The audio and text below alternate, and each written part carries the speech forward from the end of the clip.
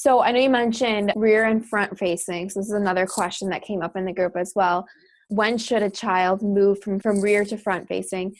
And kind of a little bit more about the bone ossification, like as it relates to that as well. Same thing as I've just said, if you guys have hung on this long, like the longer we can keep kids in the current stage they're in, the safer they are, the better our money is, we've invested in these car seats. We're kind of using them to the limits. So for rear facing, there really is no question that riding rear facing is safer. There's literally, there are some things in parenting, lots of things in parenting where there are choices or preferences about organic or not organic, co-sleep, don't co-sleep, breastfeed, formula feed, whatever. And we get to make choices as parents, right? And there are strong arguments on both sides.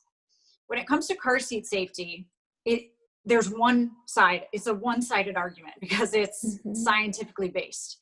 So there's nothing that goes against saying rear facing is safer. Literally, there's not one place that says that we shouldn't do that. So we want to rear face those kids until we reach the height or weight limit of the seat that they're in, which often means they're between 3 to 5 years old. So P.S. I turned my first kid on his second birthday. That's what I thought I was supposed to do. So you're not going to get judgment from me. My daughter, who's about ready to turn 4, is still rear facing.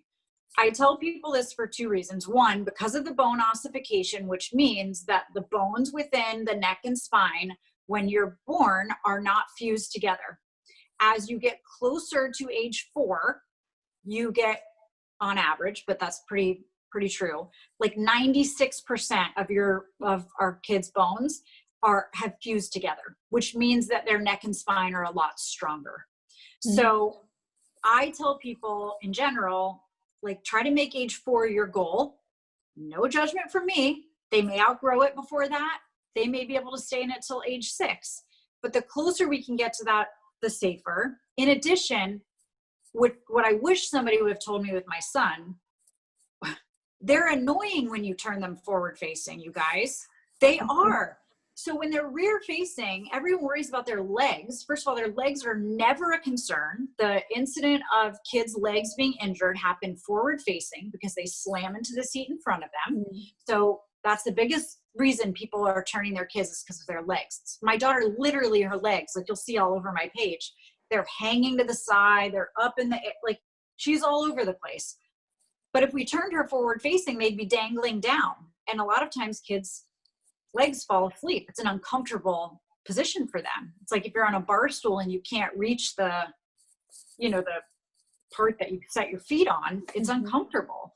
So for everybody, if for no other reason, you can check out on my, I have some crash test videos and all that on rear facing that if you want to share those with yourself or people around you that are questioning if rear facing is safer, you can watch those and there's no question that it's safer. But for the mom sanity part, I would keep them facing backwards as long as you can. They can see what you're eating. They can see when you change the music. They can see, they want to play I Spy the whole entire ride. Like your couple of moments of quiet have gone away when you turn them forward facing. So go to ride that out.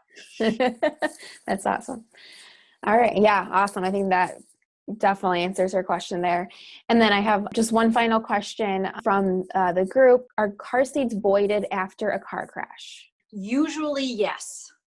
There are, as always, in this lovely car seat world, there are exceptions to everything. And there are a lot of manufacturers. And so they all have a different sort of set of rules.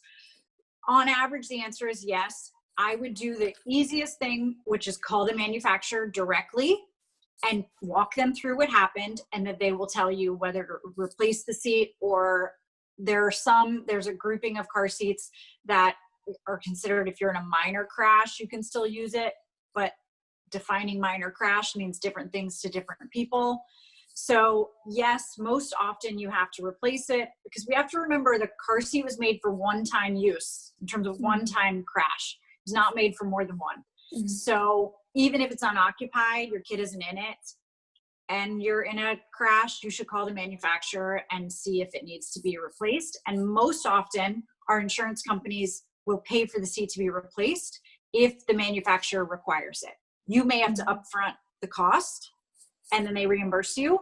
But push for, if your manufacturer says that your car seat has to be replaced, then we need to advocate with our insurance companies that they need to cover that cost.